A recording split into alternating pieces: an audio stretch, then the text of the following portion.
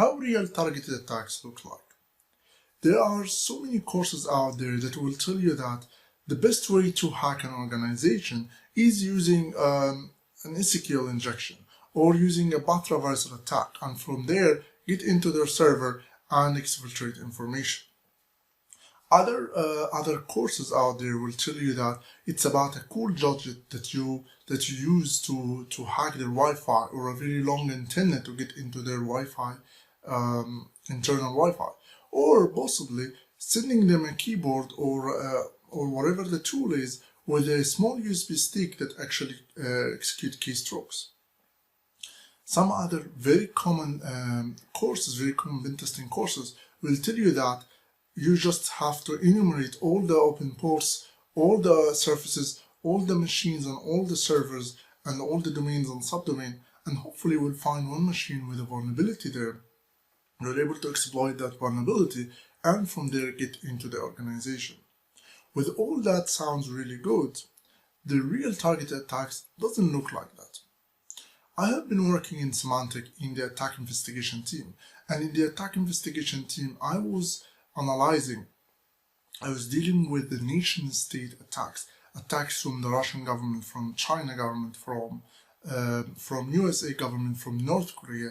I was also dealing with major cyber criminals, organizations that's used for hacking, or hackers for hire, big organizations as hackers for hire that used to hack into big companies like Sony and other big companies.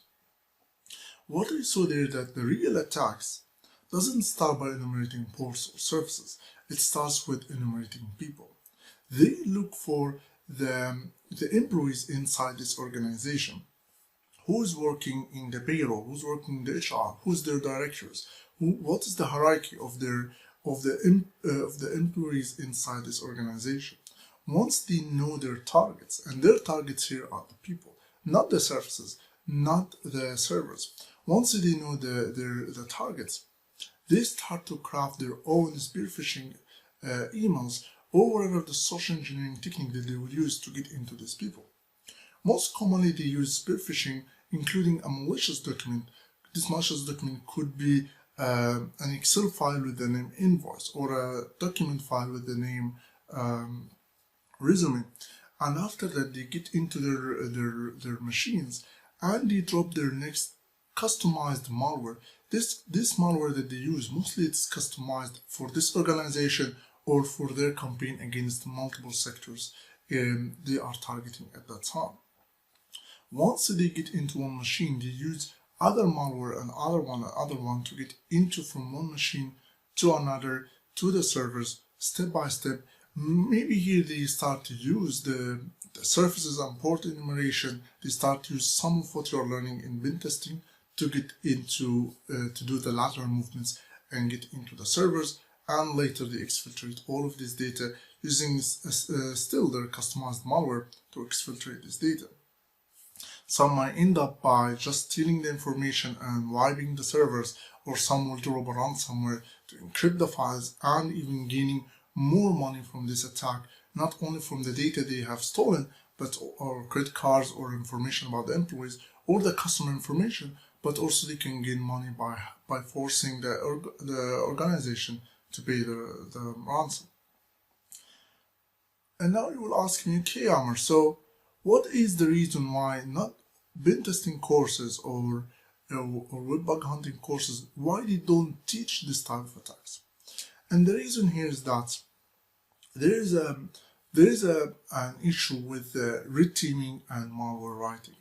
So apart from the social engineering part, which there is some specialized trainings for social engineering, there is actually a legal issue with red teaming and malware writing. You see here that malware writing is considered in many countries as something illegal. You might need to check your local legislation, but the thing here is that writing malware, when you write a malware, you don't control where it will spread and which machines it will infect. And if it reaches a personal laptop or personal machine that it was not supposed to reach, even if the malware deletes itself, it's still you have broken the law and still could be an issue. So most of the trainings, they try to avoid teaching malware writing. So you would ask me now, okay, now I understand that malware writing is an issue. So what is the actual needed skill to be able to protect an organization against this attack? So I actually have a webinar that's coming very soon. This is all about what is the most demanded cybersecurity skill, what's the most critical cybersecurity skill to defend against this type of attacks. So I will be running it very soon. The link will be up there or down below or on the site, I don't know, depends on the social media. So check it out and see you in the next video. Bye bye.